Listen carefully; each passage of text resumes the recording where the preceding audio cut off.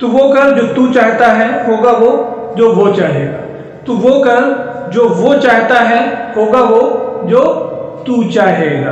अब यहीं पे ये बात साबित हो जाती है, तबलीगी जमात के ऊपर लगाए गए सारे इल्जाम कहीं ना कहीं बेबुनियाद साबित होते हैं। बॉम्बे हाई कोर्ट की तरफ से इस केस को क्लोज कर दिया गया है और 29 तबलीगी जमात पे जो FIR की गई थी उन पर पूरी तरीके से बेबुनियाद साबित होती है। कुछ ऐसी चीज़ें, कुछ ऐसे तथ्य मैं आज आपको दिखाऊंगा जो शायद मार्च में मैंने भी पोस्ट की थी अपने फेसबुक पे, और वही बात आज कोर्ट में भी याचिकाकर्ताओं के द्वारा रखी गई और उन्हीं सारी बातों के तहत तबलीगी जमात के ऊपर लगाए गए सारे इल्ज़ाम बेबुनियाद साबित होते हैं। और जो बातें मैंने फेसबुक पे लिखी थी उसके नीचे बहुत सारे जो भक्त टाइप के लोग होते हैं, जो अंधभक्त टाइप के लोग होते हैं, उन्होंने बहुत सारे कमेंट भी लिखे थे, बुरी बुरी बातें भी लिखी थी। बड़ी बात यह है कि बड़े पॉलिटिशियन हो या डॉक्टर हो या अपने आप को पोस्ट ग्रेजुएट हो या PhD होल्डर हो, उन्हें इससे कोई मतलब नहीं होता है कि दे आर वेल एजुकेटेड। उनको सिर्फ इससे मतलब होता है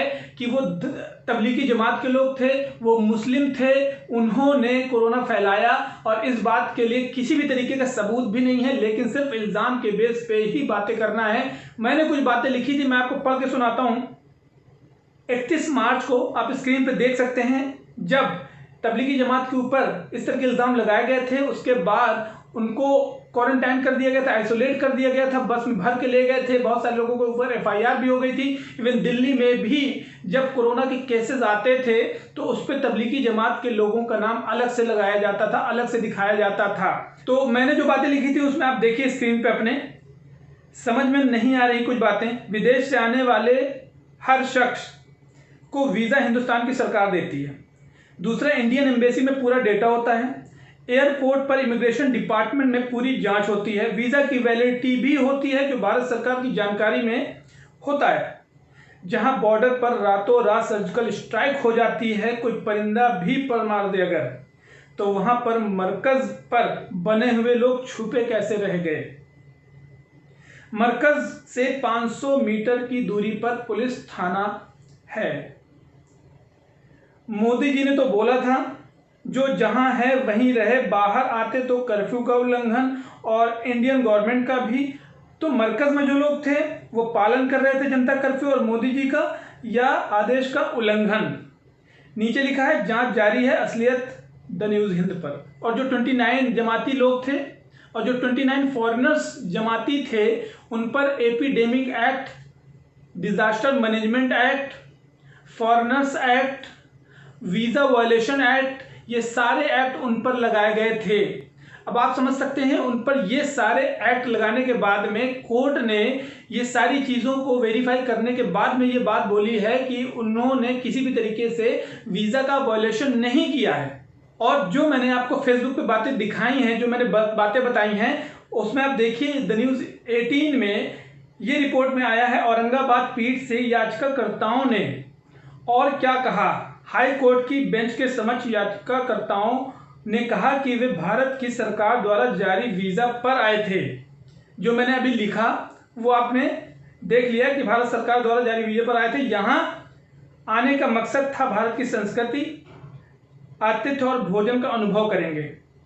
उन्होंने अदालत को बताया कि हवाई अड्डे पर उनकी जांच की गई थी और जब वो नेगेटिव पाए गए तभी वो बाहर आए थे। ये सारी चीज़ें क्लियर होती हैं यहाँ से कि उनकी सारी इन्फॉर्मेशन भारत सरकार के पास में थी, गवर्नमेंट के पास में थी, लेकिन गवर्नमेंट ने कहीं ना कहीं अपनी नाकामियों को छुपाने के लिए तबलीगी जमात को बलि का बकरा बनाया है। और ये कोर्ट ने कही है बात, बॉम्बे हाई कोर्ट ने ये बात कही है और इस पर आज कोर्ट और कानून, संविधान जिंदा है। और इस बात से ये पता चलता है कि सरकार भले ही अपनी नाकामियों को छुपाने के लिए किसी पर इल्ज़ाम रखती रहे, किसी भी तरीके से पॉलिटिशियन और जो पॉलिटिकल लीडर्स होते हैं वो एक दूसरे पर शिकंजा कसते रहें, एक दूसरे की नाकामियों को सामने लाते रहें, लेकिन कोर्ट सामने कहीं ना कहीं जो बातें लाती है वो सबूत के साथ में लाती है। और आज सारी जो बातें आई हैं सबूत के साथ में आई हैं, और सबूत के साथ जो बातें आती हैं उसमें से किसी भी तरीके से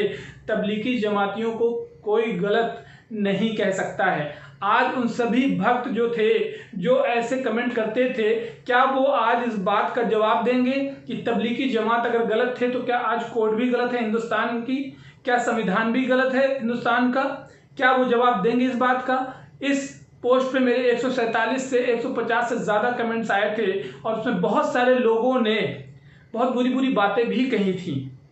बहुत पढ़े लिखे लोग जो थे, बहुत ज़्यादा क्वालिफाइड लोग थे, उनको इस बात का एहसास नहीं था शायद कि जो तबलीगी जमात पे लोग उंगली उठा रहे हैं, वो तबलीगी जमात कहीं भी इस दुनिया में रह के गुनाह या गलत करने वाले को सपोर्ट नहीं करती और ना ही ये चीज़ सिखाती है। अगर कभी जमात में जाने की कोशिश करें आप, या जमात में किसी को भेज के स्ट्रिंग ऑपरेशन करा के देखें, उनका सिर्फ और सिर्फ एक मकसद होता है कि इस दुनिया में रह के जितने भी अच्छे काम हैं वो आप करें ताकि आपकी आखिरत अच्छी हो जाए। मीन्स कि आपके मरने के बाद की दुनिया जो है वो अच्छी हो जाए। तो जितने भी नेक हैं और किसी भी धर्म में, किसी भी मजहब में, किसी का भगवान हो या अल्लाह हो या गॉड हो, कुछ भी ऐसी बातें, आपको कोई भी किताब ऐसी आपको गलत करने के तरीके नहीं सिखाती है जिससे किसी का नुकसान हो। तो तबलीगी जमातियों पर लगाए गए सारे इल्ज़ाम यहाँ से गलत साबित होते हैं। तो जो भी हमारे पास जानकारी थी हमने आप तक पहुँचा दी है। और आपकी क्या राय है नीचे कमेंट बॉक्स पे ज़रूर लिखें कि इस तरह के माहौल को देखते हुए अगर किसी पे गलत और बेबुनियाद इल्ज़ाम लगाए जाते हैं तो क्या बिना सब गवाहों और सबूतों के उनको एक्सेप्ट कर लिया जाए या उनकी बातें मान लिया जाए, या सरकार उनकी बातें क्यों मान लेती है? क्या सरकार के पास अपना दिमाग नहीं है? सरकार के पास अपने लोग नहीं है? सरकार के पास अपनी कमेटी नहीं है जिससे वो इंक्वायरी करा सके? सवाल ये खड़ा होता है। कोर्ट जाने के बाद में सारी बातें सबूत के साथ में सामने आ गई हैं। तबलीगी जमात को बेबुनियाद साबित कर दिया गया है। जितने भी केस थे, जितने भी FIR लगाई गई थी और जितने भी इल्ज़ाम लगाए गए थे उनके ऊपर। तो आपकी क्या राय नीचे कमेंट बॉक्स पे ज़रूर लिखें हमें। चलिए मिलता हूँ आपको अगली वीडियो में, तब तक के लिए ध्यान रखें अपना। टेक केयर, जय हिंद।